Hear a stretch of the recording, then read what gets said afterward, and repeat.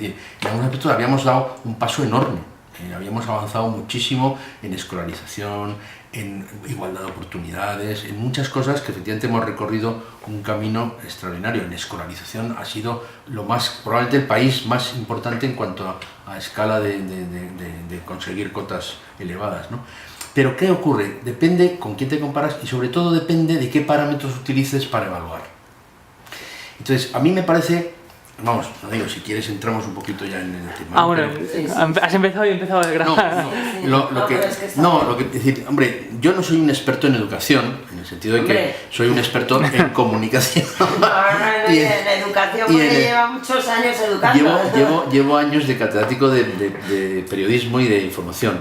Ahora, efectivamente, me importa y me interesa muchísimo la educación, no solamente como profesor, como catedrático, sino también como español preocupado por un desarrollo real, no un desarrollo artificial, sino un desarrollo real de nuestro país. Entonces, yo creo que efectivamente, como decíamos antes, hay aspectos de una extraordinaria bondad, de una evolución positivísima de la educación en España, en cuanto a eso, ¿no? Escolarización, agrado. Es que claro, hay que ver de dónde partimos, que era este país hace 70 años, 80 años, ¿no? Que decía, había analfabetismo no solamente funcional, sino real, ¿no?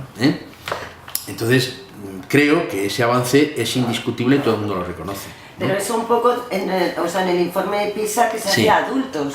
Claro. Ahí sí que podemos mirarlo en ese contexto, de decir, es que no los podemos comparar con países europeos nórdicos que sí que llevan, pues eso, una trayectoria que llevan muchos años, digamos, habiendo resuelto los problemas que nosotros todavía estamos ahora planteando. Ahí está. No, pero entonces yo sí que querría hacer una consideración, es decir, no soy experto, como digo, en la educación, es decir, tengo muchos amigos expertos en educación, dirigí un máster de periodismo educativo en una época de mi vida con la editorial Magisterio, en este departamento, en Periodismo 2, que sacó pues un grupo de periodistas especializados enormemente interesantes. Casi todos los premios Esteban Barcia han sido profesionales formados en el periodismo educativo que hicimos nosotros. Bueno, se hicieron 3 ediciones y se dejó de hacer, ¿no? Pero me interesa extraordinariamente el conocimiento social que tiene este país de la educación. Y es escasísimo.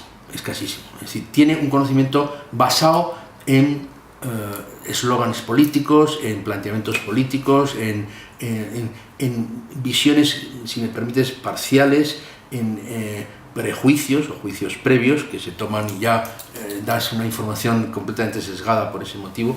Yo creo que ha habido un intento sincero de abordar ese tema con una mentalidad de hacer algo definitivo, tanto en la etapa del PSOE como en la etapa actual, ¿no?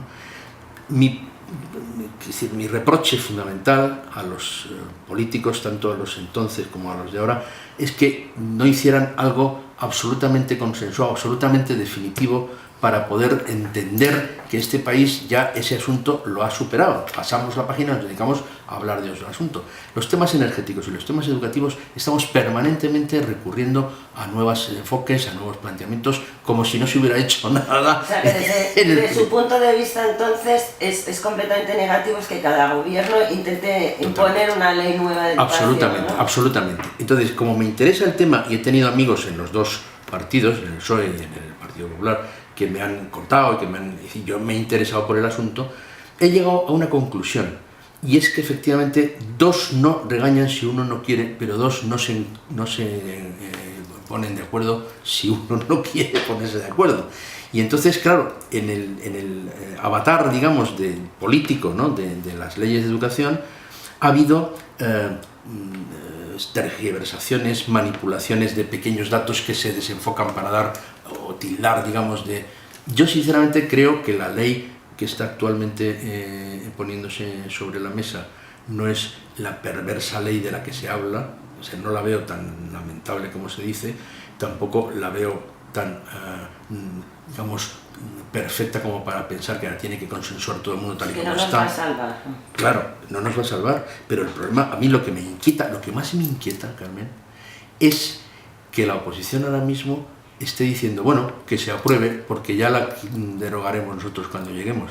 Bueno, pero ¿esto qué va a ser? O sea, es decir, no hay posibilidad de llegar a un acuerdo aunque sea de mínimos, pero en educación no se puede estar jugando con la población de esta manera.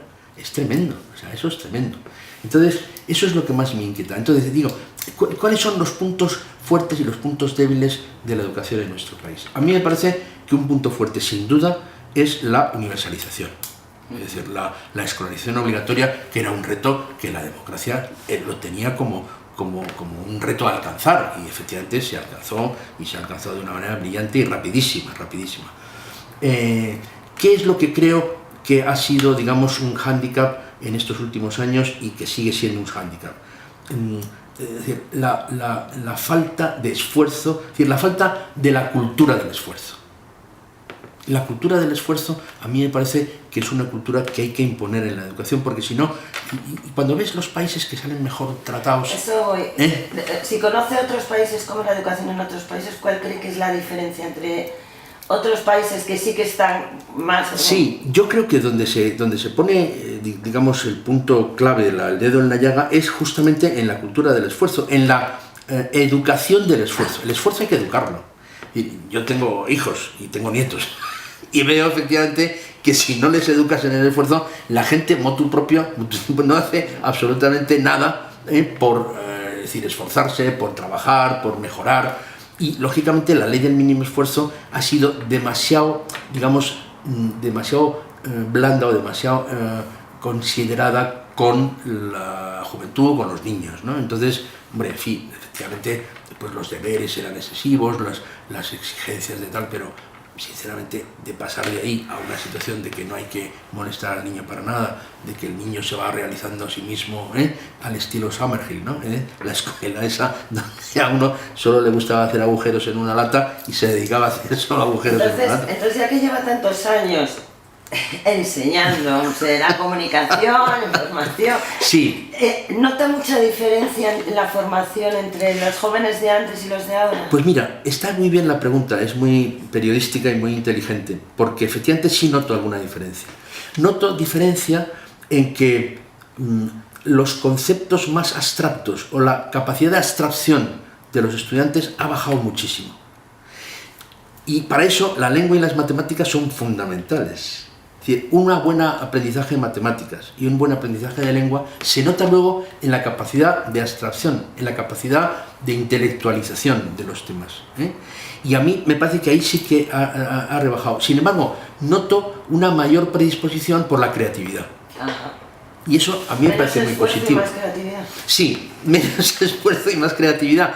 Y eso, efectivamente, creo que es una combinación que describe bastante bien la evolución de los estudiantes, ¿no? Hombre, siempre ha sido muy comentado, pues en fin, que mucha gente que venía a periodismo venía huyendo de las matemáticas, porque no quería encontrarse con las matemáticas. Entonces, bueno, en alguna ocasión que yo utilizaba alguna fórmula, utilizaba algún sumatorio sencillo para poder explicar alguna cosa de fin de temas periodísticos, pues la gente siempre murmuraba, hacía murmullos. Eso no ha bajado de intensidad. Los murmullos contra los sumatorios siguen siendo exactamente igual de ruidosos que eran hace unos años, ¿no?